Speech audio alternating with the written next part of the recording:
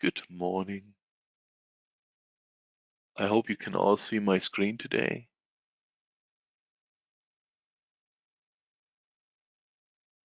Guess we wait another few minutes for everyone else to join.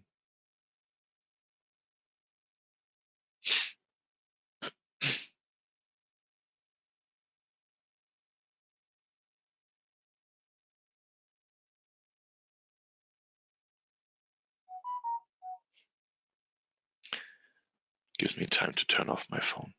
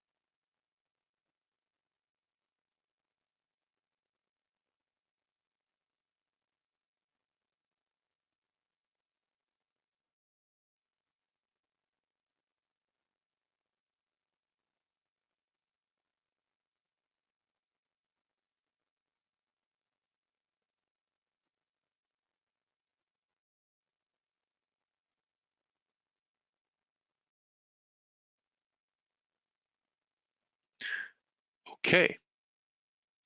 So I guess everyone had the chance to join at this stage. Recording is on as well. Again, very good morning today for the last webinar this year in the EMEA region. And hopefully I can fill all your eagerness to know about those two topics that we have here today. What are we going to cover? First, we're gonna check some updates for this channel or to the camping in general. Then we have our two topics. One is how to balance FTP, FTPS and SFTP. The second topic will be what can I do in the advanced property section within my virtual service. And that's a good thing. I actually wanted to change that. There will be a questionnaire, but the future topics for the next webinar, they are already decided. So that's something I need to modify. So, okay. Good. Now, going forward, I, of course, have the list of the last webinars that we did this year. So the ACME certification best practice, we did benefits of LoadMaster 360. We did the sub virtual service magic and ESP options. We did IDS and WAF. And now the topic from today. For the 21st of January, we have planned adaptive health checks and access control options. So if you want, I guess that my colleague will send out the invites soon, very likely with the results of this webinar. And I would be very happy if you would join me in January again. I also collected the list of all the recordings so far for the EMEA region. So these are all the English recordings and topics we did so far. And the one from today will be added to this list, of course, during the week. It's uploaded. Again, who am I? I'm Renard. I'm the principal pre-sales consultant for DACH, Benelux, and France mainly. For LoadMaster, now for WhatsApp Gold, and next year very likely for Flowmon as well. And my partner in crime is Mike. Mike is based in Ireland and he's covering the UK, Ireland, Nordics, Eastern Europe, Southern Europe, Africa, and Meta. If one of us is on vacation, the other one will cover. So don't worry, even if you're not in my primary regions, you can always reach out to me with questions, and I'm happy to help. Okay. That brings us to our first topic. How can we create a service on the load balancer with FTP? Many years ago, so way before I started with Camp 2016, there was a PDF document that is actually shared between all the support advisors.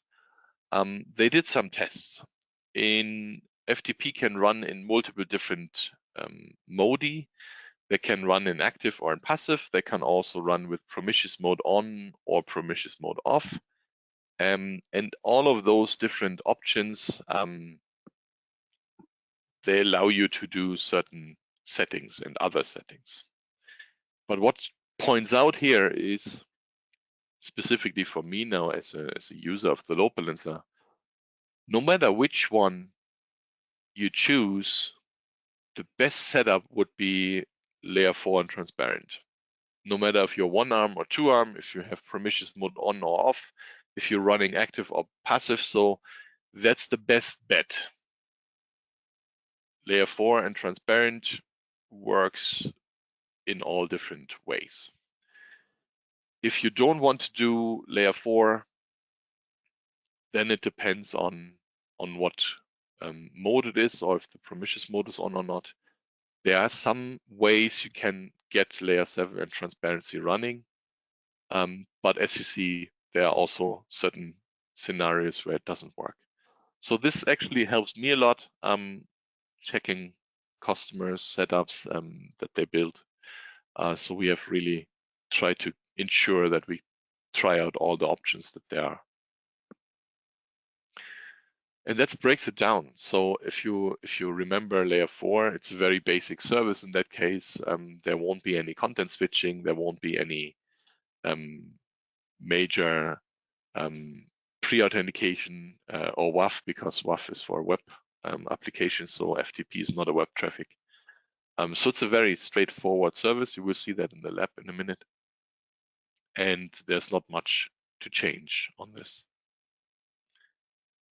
I also got you some articles on how to work with a service, how to build a service for your safekeep.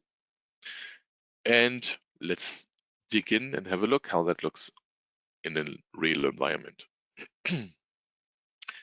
Yeah, so I tried this morning to build a Linux server that didn't work out for me that well, but I have a Windows FTP running that I can demo you. And FTP, no matter if it's Windows or Linux, it's the same thing on the load balancer side. So let's have a look.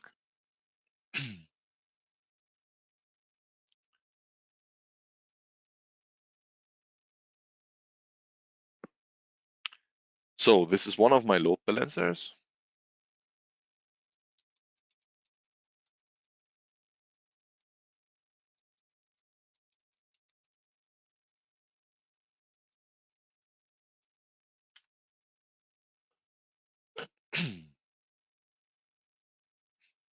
And here I have set up FTP service. So I have a virtual service on port 21. Very simply set up. So it's a generic service on layer 4. Layer 4 means transparency is enabled. No QoS, no SSL. In the advanced properties, I only entered the default gateway for my VIP. And behind are my FTP servers. Here in this case, it's my application tree. Now, being transparent, this application server has the load balancer interface as the default gateway in order for the traffic to be returned. So right now, the clients connect to us. We connect to the server, but we pretend to be the original client. the server responses the default gateway, which is the load balancer again, and then the answer can be sent out on the VIP again. Right. I also have a second load balancer that I now use to send an automated backup through the VIP of the first load balancer to my application server. So you see here, this is LTSF, so not that you think it's the same. This is on GA. And here I'm now using the VIP of the first load balancer as my target for my automated backup. And now a backup was stored. So we can have a look on our server.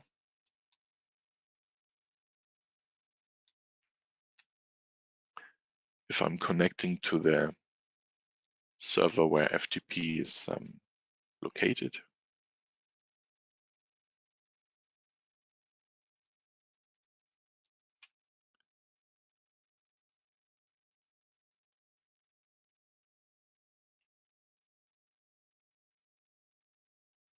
There you see now 10:11, so that was just a few seconds ago. A backup of my load balancer has been written down. Cool. So very easy, very simple. You can also use FileZilla, for example, just to show you that as well. So we can use a tool like FileZilla, connect to, this is now unsecure, connect to my folder on the application server, and you see all the backups in there. So this is using the load balancer as a VIP going to your FTP server. It does not matter if it's FTP only on port 21 or if it's SFTP on 22, no problem. You can create the services on the load balancer and pass it through.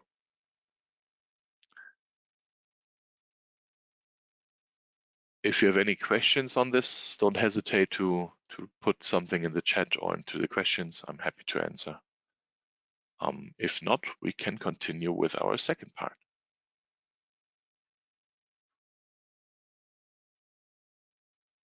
Okay.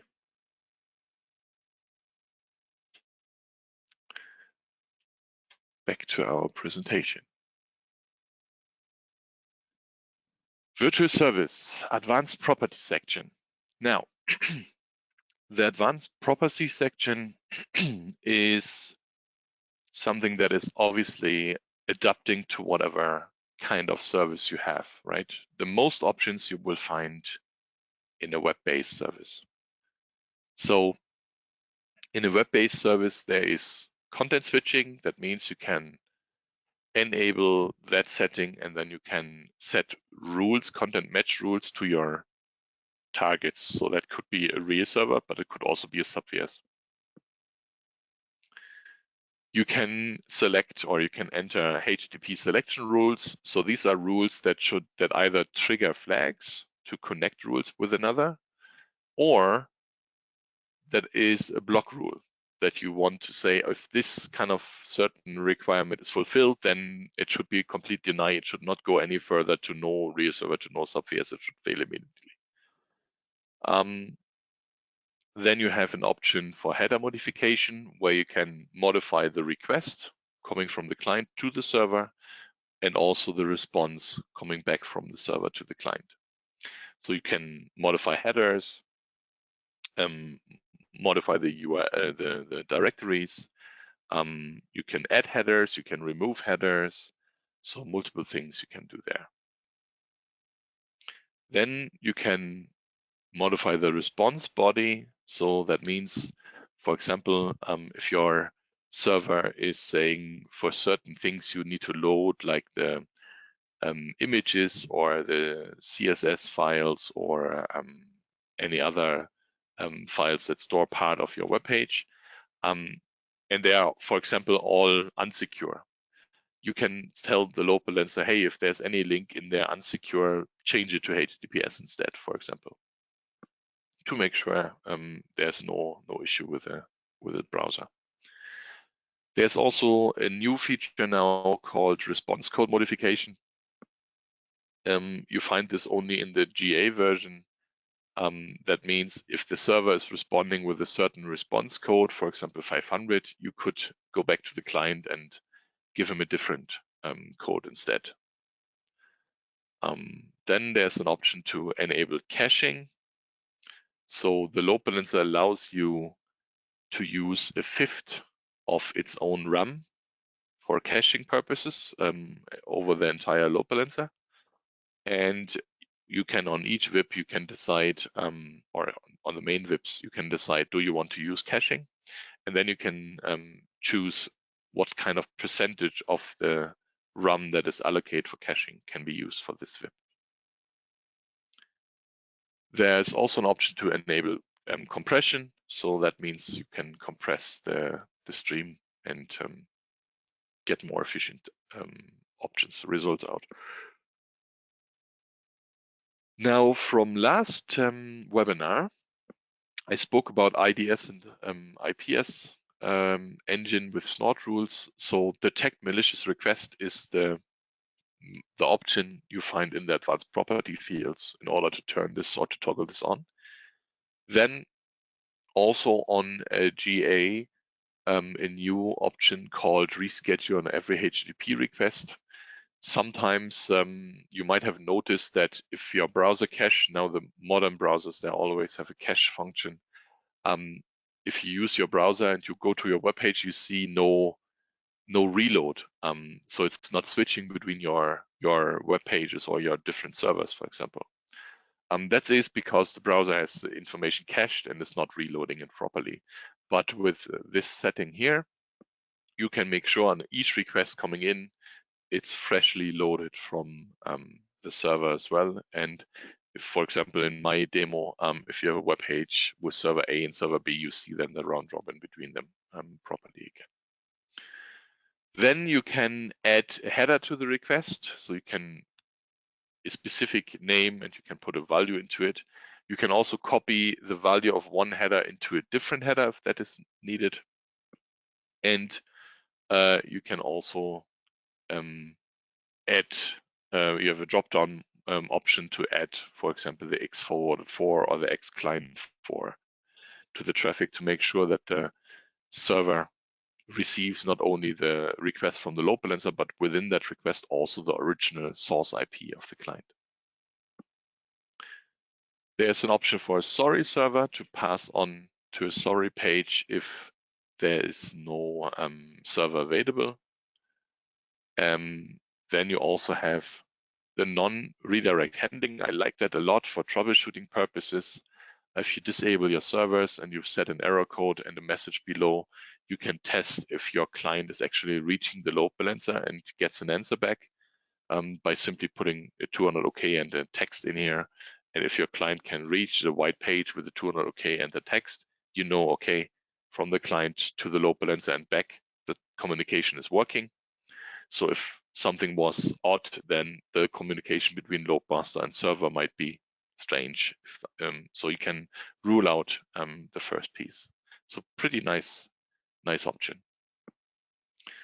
Then you have a global or default gateway for each virtual service. It's recommended as soon as you have, I mean, technically I would always put a default gateway there because you never know what the future will bring within your setup, but at least put a gateway there when you have more than one interface on the load balancer set up. So most customers I know have at least 2 or more. So from that perspective, always put a gateway there. That helps to ensure there's no asynchronous routing happening, and you can avoid those troubleshooting sessions afterwards. The gateway you put in here takes precedence over the global default gateway. That's very important. And the gateway here has nothing to do with the server communication. It's simply when a client comes in to a VIP through a certain interface, you want to make sure the answer goes out through the same interface back. And that's what this default gateway is about.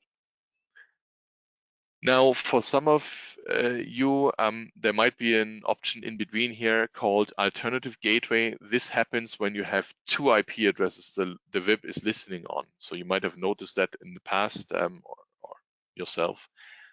You can create a VIP on a certain IP, but you can also, in the basic options right at the top, line 2, you can set an alternative IP address. So for example, you can have your VIP running on 2 different networks, or on an IPv4 network, but also listening on IPv6 as well. And as soon as you enter a second listening IP, you have the option to enter an alternative gateway as well for the second IP to have a gateway.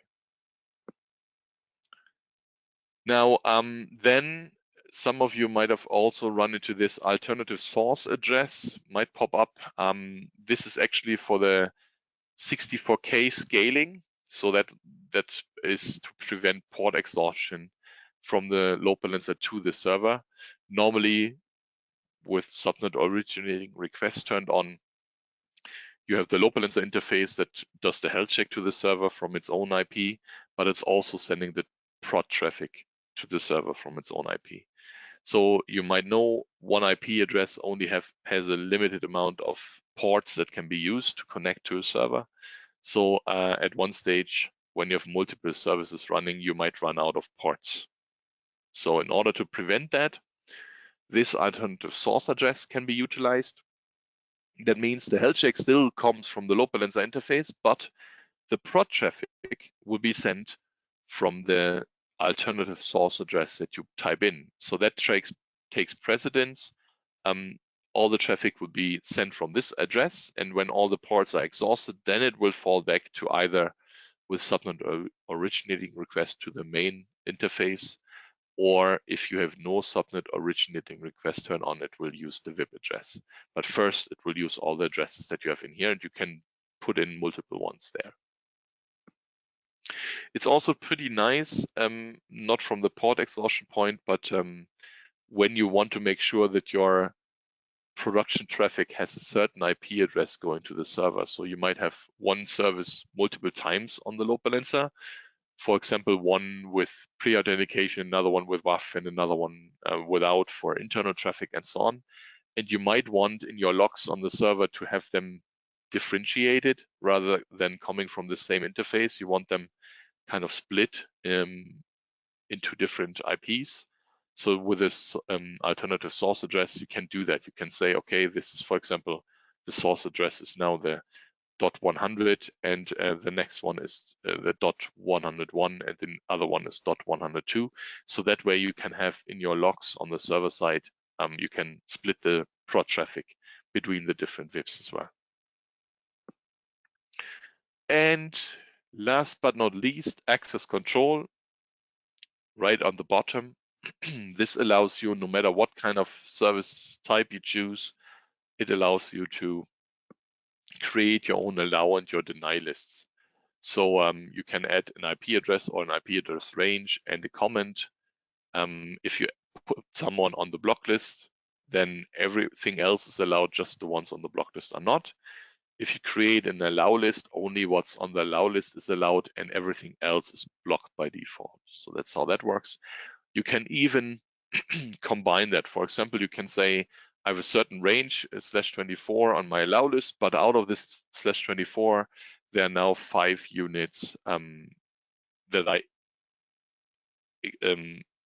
block now. Even though I allowed the whole network in the first place, now I have certain candidates that should not go through and I'm blocking them afterwards. So that works in combination as well. Okay, now, sorry, that was my mouse. I also put some articles for you about this, how sorry server works, how the content rules work, alternative source address, and so on. So this way, you get some details on that as well. And I can go into the demo for this. And I see I'm way, way, way too fast. So I might give you some of your time back today. So where's my lab? Here we go. Okay.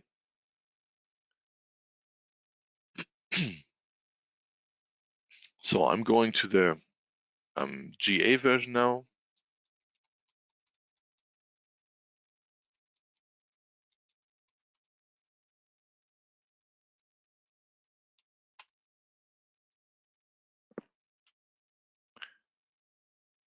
There we go. Let's take one service here right now. I'm taking my normal classical web page. It does not matter if it's 443 with a certificate or if it's port 80. So general simple service. I'm doing subnet originating request, no QoS, no SSL, no WAF, and no ESP. And as you can see here right now in the advanced section, which is our topic now, I have no modifications so far. I have no caching, no malicious request. I don't have any of that. That's a new one, by the way, as well. I didn't even mention that. So, and I have no access control either. So with this, it's all blank, so we can play with this now. The only thing I did was entering the gateway for my VIP address. So let's have a look. I have 2 real servers behind this, and we can now utilize this page. There you go. So this is my page going through the load balancer, reaching my server. So now I reached server 2, and I have the PHP web page to display me what kind of stuff was requested from the server. That makes total sense. Now, even if I refresh now, you see I got a new refresh, but I didn't got to the server because that was cached now. But if I change reschedule on every request, now when I refresh, I'm on app 1. Now I'm on app 2, app 1 again. So you see it's jumping between the 2 of them. So all good. Okay. Then you also might have seen I was sending the X404 information. So this is my original client IP. Even though you see here the load balancer was talking from his IP to the server. So the original client never talked to the server in the first place, but the load balancer is passing on the information. This was the client that was requesting the whole thing in the first place. And this is my VIP that I'm using in order to contact you, dear server. So this is actually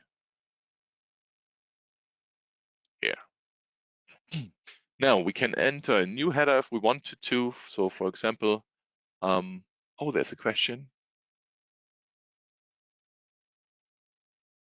Tomislav, you asked about the presentation. Yes, the presentation, the deck will be shared with all the participants afterwards, of course.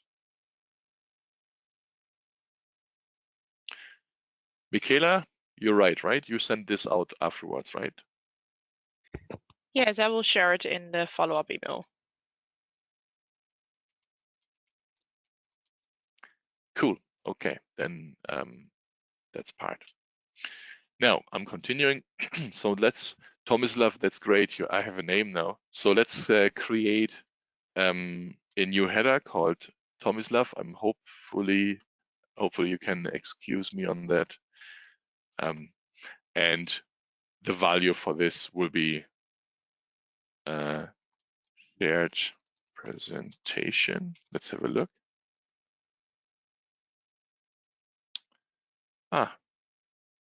The space was not allowed, so let's try again.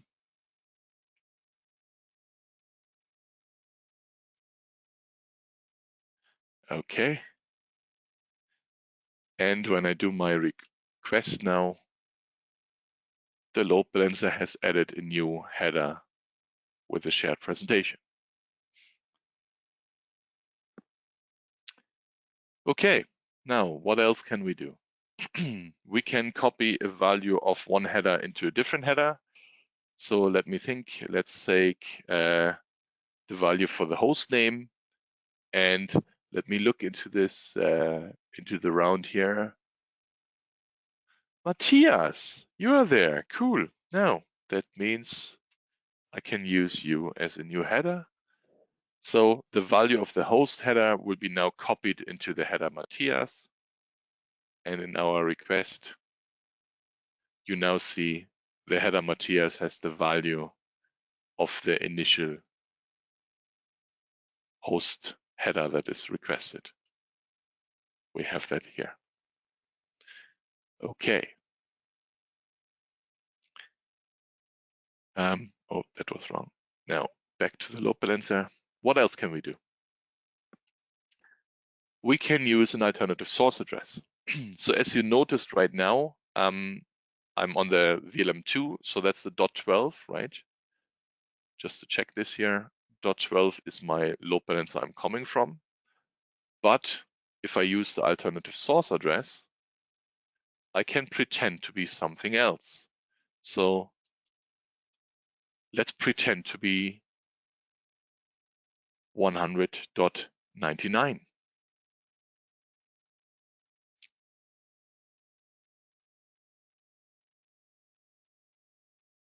Come on, did I save it? I did save it.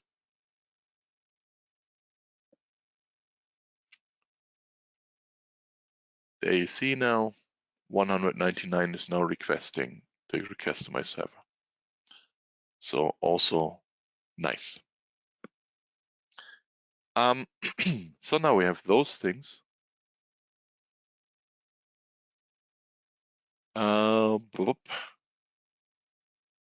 We showed that last time. Let's have a look into the top ones. So content switching. I can enable content switching, which then allows me to set rules to my servers, what they are allowed to take on, for example. So we need to create rules for that. So that's one option to kind of dictate what server can take what traffic. For example, if you have one of the web servers that is more obliged for mobile devices, you can check on the user agent, and if there's anything with mobile in it, it should primarily go to that server that's tuned for that. And you can set the default rule to the other server to take kind of all traffic that is not matched by any other rules. So for example, that's an option.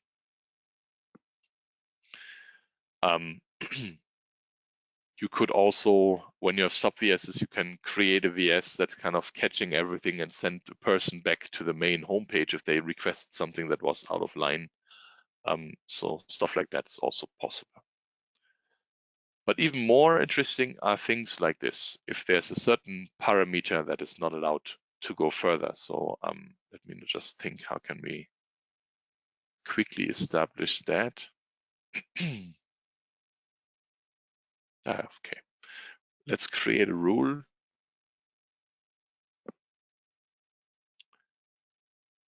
So for example, I want to block not a user agent, but actually we can do that. Why not?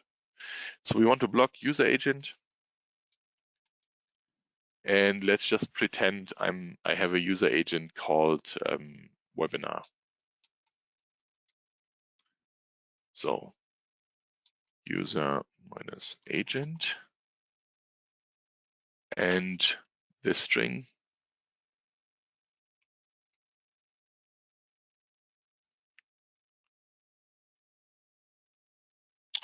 I hate the American keyboard.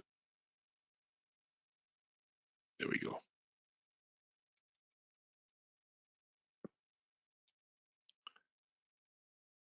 So I have my user agent webinar now, and when that comes in, it should be a fail on match. So I'm creating this. And we can assign this on the selection rules.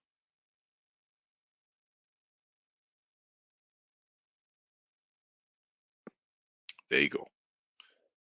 So if I now do a request with that user agent. Let's pretend to be naughty enough to do that.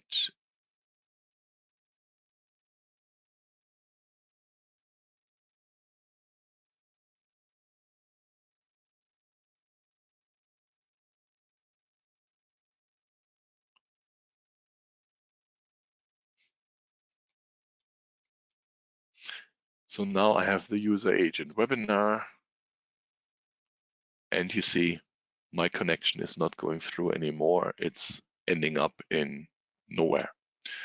If I would have had a sorry server now, the sorry server would have answered. If I would have added something here like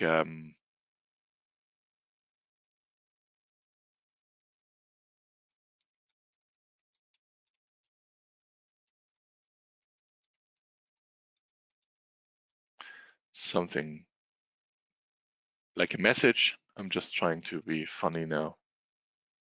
German humor, sorry about that. So the block rule means, or fail or match means, it's not allowed to go to any of the targets that are down here. So it's automatically ending up in a not available situation. So as you can see, I'm not getting anywhere. Did I save this actually? That's new. In the past, at least the message came up. So now not even that anymore. Cool, interesting. Didn't know that. So I'm completely blocked out. If I come with a normal user agent, my page will work again as soon as he realizes that.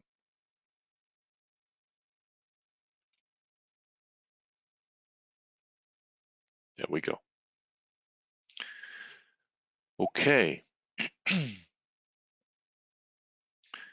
Header modifications. Yeah, if you have any ideas, let me know, right? I'm always, I'm making those samples up as we go right now. So for example, oh, why not? If you comment with root, request something else. So maybe I'm duplicating this rule for now. Index.php. So let's pretend you comment with root, but we request index.php. So, and that's rule we're going to assign now as well. Just to have a sample for header modifications. Instead of root, that's what the user will see and still do, we request something else. So as you see here, for now, this was the requested URL, but now, even though I don't see it up here, for me it's still root only, but on the server I requested index.php.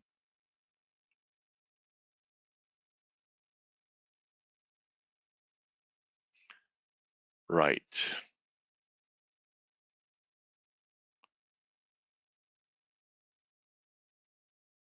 Cool. Now let's see if we can make any other nice changes.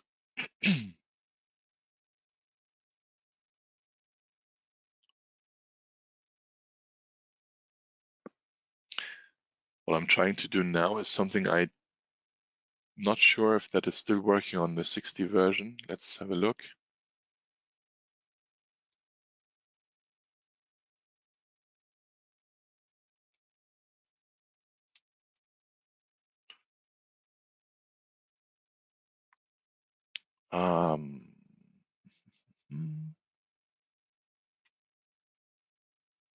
If not, we try this on the LTS version. Maybe it's working there. So, as you see in my web page right now, there's a logo PNG in there, right? If you look into the content, you see that there will be on this web page, there's a logo loaded.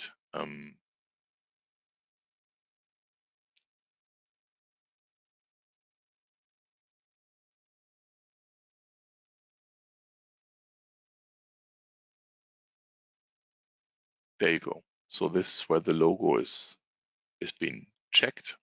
And now let's see if we can change that. So we want to match on logo.png.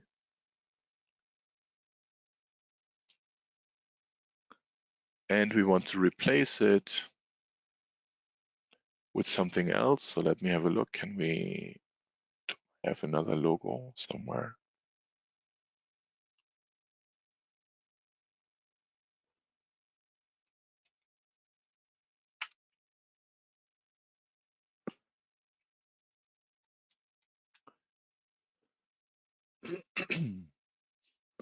Actually, it doesn't matter if I have another logo or not.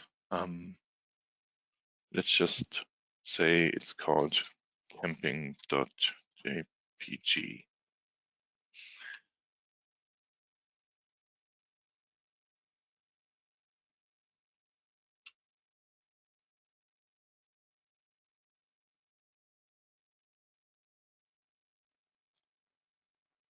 Okay.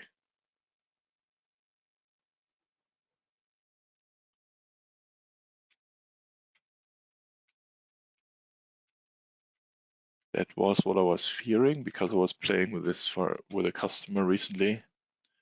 It looks like on GA that doesn't work anymore. Let's try this.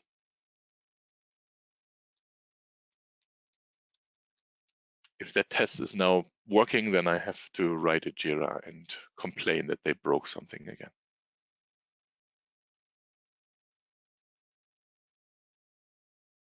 Okay. So I have another web page here. Let's try this out. It's going to the same servers, right? It's the same page, just different target. And let's try to change that here as well. Same thing we did.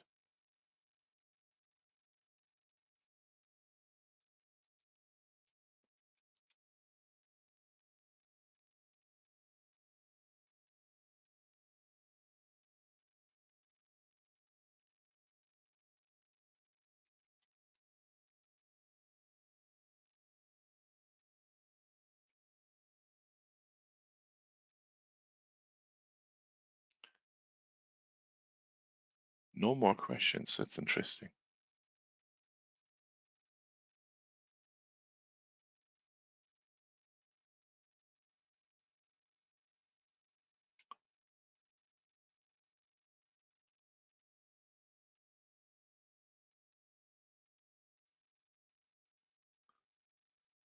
Interesting.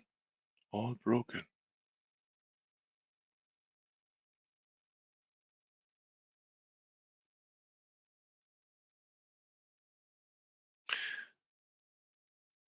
I had a nice sample where this was actually working, but surprisingly, it's not anymore. Okay, something I need to investigate. Right, so we went through all of these. Oh yeah, caching and compression. I didn't turn that on. So when you enable caching, it will give you an option, as I mentioned before, how much of the cache should be used. Okay, how many percentage? If you go on the left-hand side, you have the caching configuration, and you see that a fifth of the assigned RAM, so I have 2 gig of RAM for this guy, so a fifth of that is assigned for caching, and you can actually choose if you want to have some certain extensions that you don't want to cache.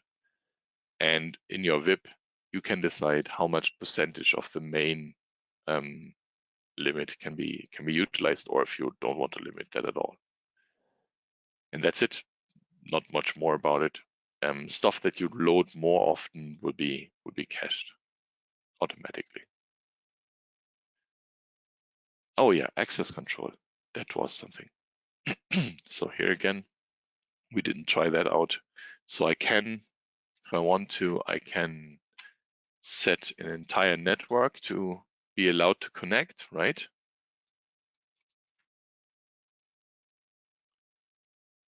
So all of the client networks are allowed to connect.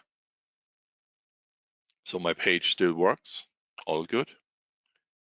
But when I now say, hey, I don't want a certain unit to be able to connect and put him on the deny list. Then as soon as that kicks in,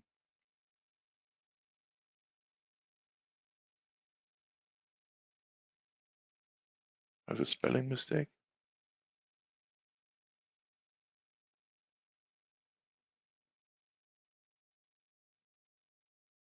Is this overruled? Let's try this.